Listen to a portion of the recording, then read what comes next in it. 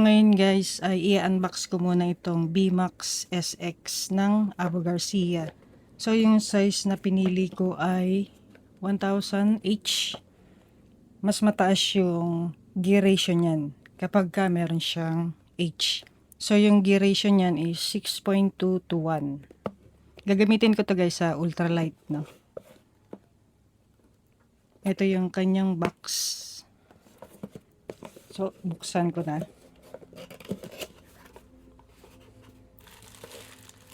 Ang laman nitong box niya is extra washer. Ito para sa spool, no? And then ito. At itong guide, no, para sa line lay. Kapag ganito ang itsura ng line lay ng line nyo sa spool, kailangan nyo magdagdag ng washer. So ito 'yun. And kung ganito naman, no, kailangan nyong magbawas ng washer. So, papakita ko na sa inyo itong pinakang reel.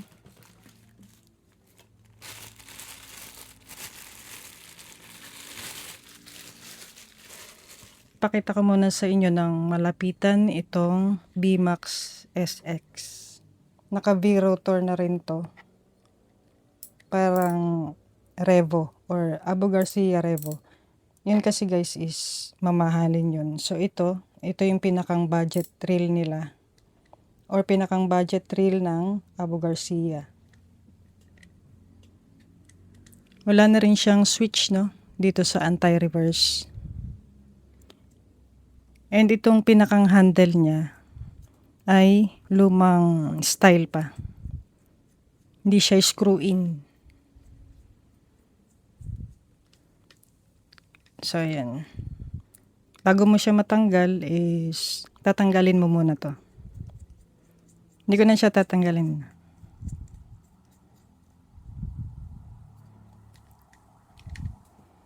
Ito yung kanyang pinakang spool. Matte black.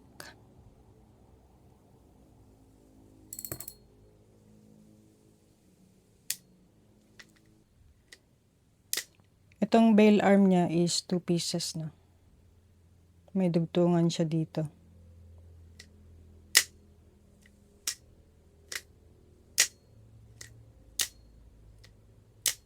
Ito yung style niya sa likod.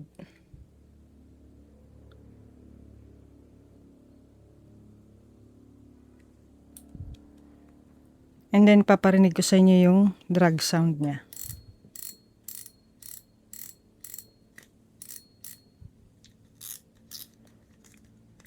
Medyo mahina yung drag sound, no. So tingnan natin.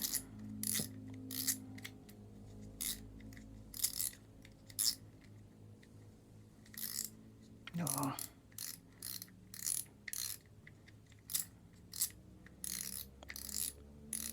Kaya matanggal.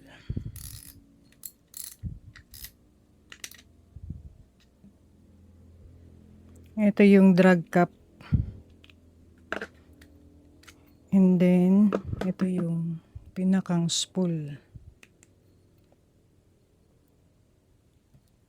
So, meron siyang grease, ano? Kaya hindi masyadong malakas yung drag sound niya.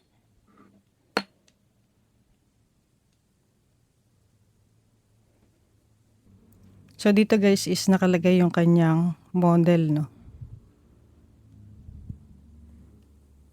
Abu Garcia.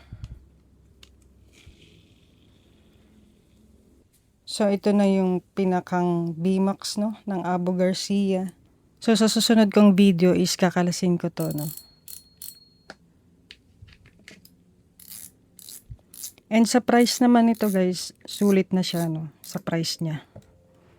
1,100. Hindi ko alam kung magbabago pa yung price nito doon sa Shopee. So, sa Shopee ko to nabili. Ayan. Ang ganda niya guys. Abangan nyo yung next unboxing ko. Yun yung Max SX ng Abu Garcia. Okay. Thank you for watching.